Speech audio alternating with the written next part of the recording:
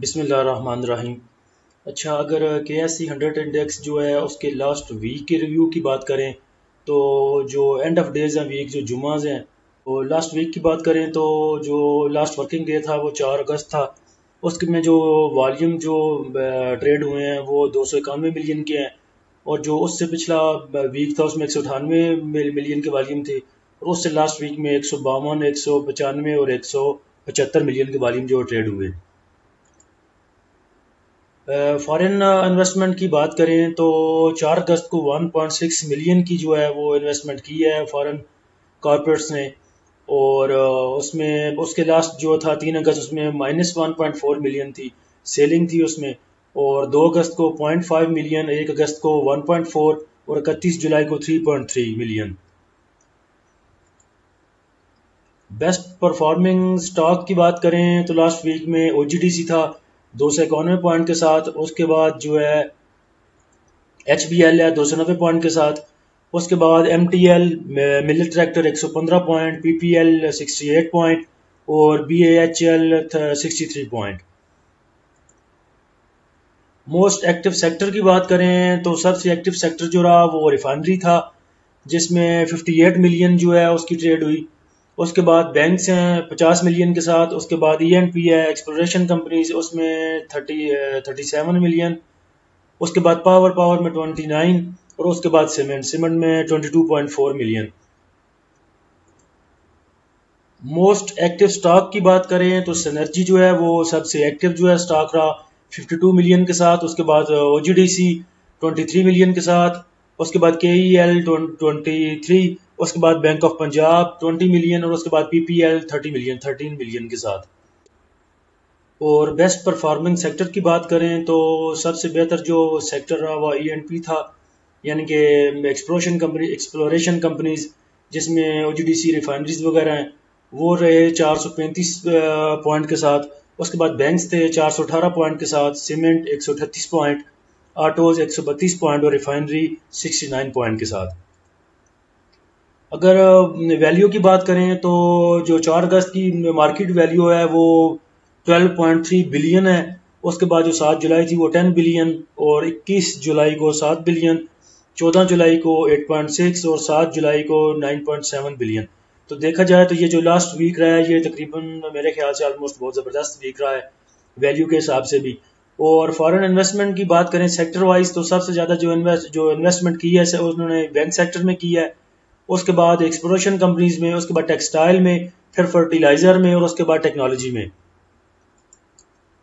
और अगर worst performance की बात करें सेक्टर वाइज तो केमिकल ने जो है सबसे वर्स्ट जो है वो पॉइंट्स के साथ है 53 पॉइंट के साथ, शुगर 3.4 पॉइंट के साथ, टबैको जो है वो 2.3 पॉइंट के साथ, पेपर -2 पॉइंट के साथ, सॉरी ये सब माइनस पॉइंट्स में है। और टेक्सटाइल जो है वो -0.6 पॉइंट के साथ। मार्केट की बात करें अगर तो जो लास्ट वीक था मार्केट का या जो लेवल था मार्केट का, ये इसमें जो लास्ट IMF की डील होने के बाद या जो खबर आई उसके बाद जो मार्केट ने 49,000 का जो लेवल जो है वो उसको अप्रोच किया, वो उसमें उसने 1509 पॉइंट्स जो ऐड किए, जो कि ऑलमोस्ट 3% बनता है टोटल। और ये तकरीबन लास्ट जो 6 साल है उनका जो हाई लेवल है मार्केट का। और दूसरा इसकी जो बैक पे हैं वो रिफाइनरीज और एक्सप्लोरेशन कंपनीज हैं। ये सेक्टर जो हैं इनकी वजह जो मार्केट का इतना हाई पे जाना है उसके पीछे रिफाइनरीज और एक्सप्लोरेशन कंपनीज का हाथ है सबके पीछे। तो अब बात कर लेते हैं कि नेक्स्ट जो है वो कौन सा सेक्टर जो है वो परफॉर्म कर सकता है। वैसे जो सियासी सूरत हाल है मुल्क की उसको अगर साइड पे रखें तो वैसे साइड पे रख तो नहीं सकते, वो तो जारी बात है, एक चीज़ जो है वो हो गई है वो तो मार्केट पे असर डालेगी कुछ ना कुछ। वैसे ऑलमोस्ट बात करें तो पीछे हम फिबीलिपी में देख चुके थे कि दो ही जो सेक्टर हैं, दो इदारे हैं वो हैवी बाइंग पे हैं, बस कंपनीज और फॉरेन कॉर्पोरेट्स हैं जी हैवी बाइंग के साथ हैं और इंश्योरेंस कंपनीज थोड़ा सा बाय कर रही हैं।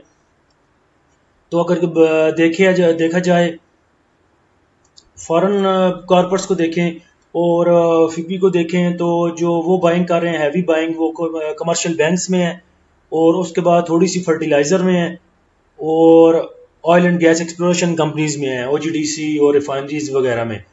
ये दोनों सेक्टर जो हैं बैंक्स और oil and gas exploration companies, जो फॉरेन इन्वेस्टर है वो इसमें जो है वो बाइंग कर रहा है। उसके बाद कंपनीज को देखिए अगर नीचे जाके, तो कंपनीज बहुत दिन से सीमेंट में बाइंग कर रही हैं। सीमेंट को अभी भी उन्होंने बाइंग किया है 0.42 मिलियन, और ऑल अदर सेक्टर में उन्होंने बाइंग किया है। और उसके बाद जो है oil and gas exploration companies में उन्होंने बाइंग किया है। एनालिसिस भी देख लेते हैं कुछ कंपनीज का। इन्होंने कहा है जी कि जो आने वाला वीक है उसमें गवर्नमेंट जो है वो उम्मीद है कि रिफाइनरीज को कुछ दे रही है अप्रूवल, जो जिसकी मीटिंग होनी है 7 शेड्यूल है 7 अगस्त को, यानी कि कल। तो उसमें हो सकता है कि वो रिफाइनरीज को अप्रूवल दें हाई क्वालिटी फ्यूल बनाने का एंड मिनिमाइज एफओ आउटपुट। तो हो सकता है सुबह वो तकरीबन रिफाइनरीज को हो सकता है कि कल इसका जो वो अप्रूवल दे दें, और वो एक अच्छी मूव हो सकती है रिफाइनरी सेक्टर में और ऑयल सेक्टर में, यानी वही ऑयल एंड एक्सप्लोरेशन कंपनीज में, oil and gas exploration companies में। और जो वॉल्यूम्स हैं ऑटो सेक्टर है, ऑटो सेक्टर जो है वो डल रहेगा क्योंकि एलसीज की रिस्ट्रिक्शन है, एलसीज नहीं खुल रही।